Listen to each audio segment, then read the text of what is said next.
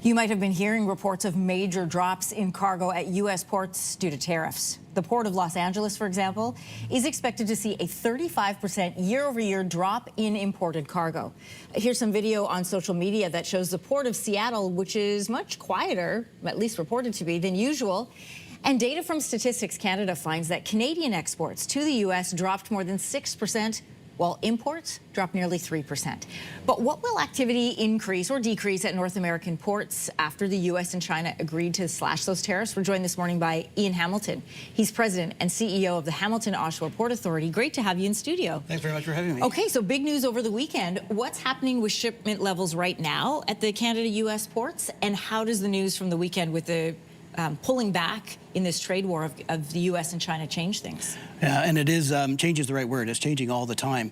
Up to Liberation Day, we saw a lot of the cargo moving into the United States in great volumes to try to get ahead of the tariffs. Oh, interesting. When Liberation Day came, then all of a sudden the U.S. volumes dropped dramatically. Canadian volumes increased as companies were trying to put their cargo into Canada in advance of the tariffs, in hopes that when the tariffs disappear, they could move it into the United States. And now, as you said, over the weekend, it's changed again, and it's very with the drop in the tariffs down by 115%. Yeah. It'll mean that cargo from China is now going to start going back right into the United States. It's fascinating to talk to you, Ian, because the ports are where it all stops and starts, really. Mm-hmm. So how long does it take from an announcement to see actual change at the port?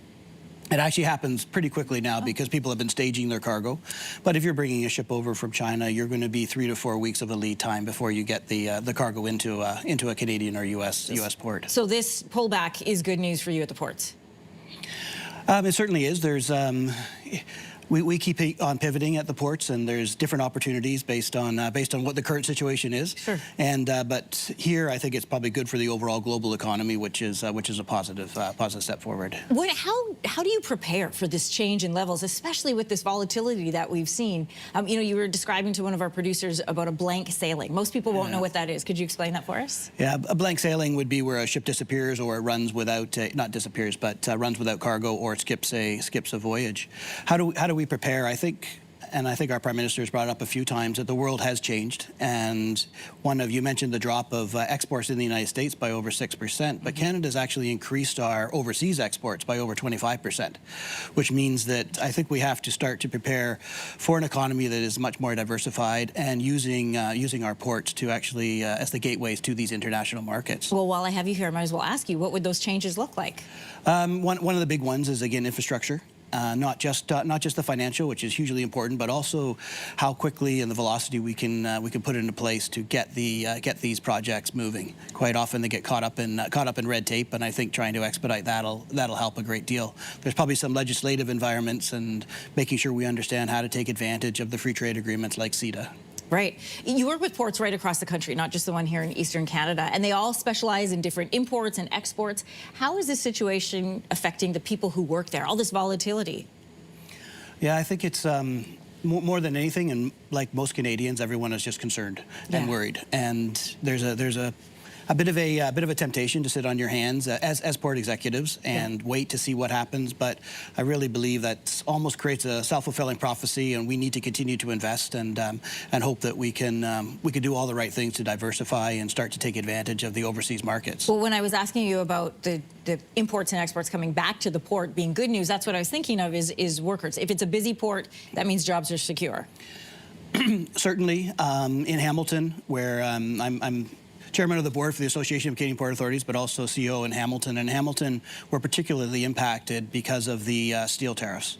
Right. And I think that's an area where we're focused on. We're doing extremely well with agriculture, going to international markets, but the steel tariffs is where people are very concerned, and how that's going to, what the long-term impacts are going to be there. With all these meetings, both, you know, cross-border between Canada and the U.S. and back and forth with the White House and other countries, what are you watching for in the next couple of weeks? I think we're watching for real change in Canada's mindset, and saying, how do we truly diversify?